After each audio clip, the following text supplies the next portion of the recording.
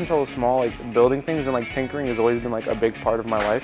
In CTE Engineering, there's two courses. The first course is Introduction to Engineering, where students learn the engineering design process.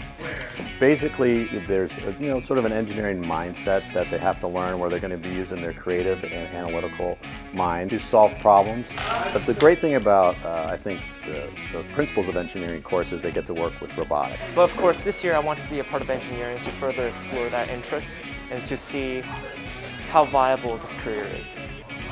A lot of CAD, computer-aided design, 3D modeling software to create and print eventually these 3D print, these projects that they have going. I think like our unit right now with coding and stuff, especially with mechanical engineering, it's pretty useful, and like I can see myself using it in the future with like future robotics or anything like that. One thing that they learn is that the CAD software, they can work with people that are across the world. Being able to work with those team members and develop those skills of communication is vital for their future.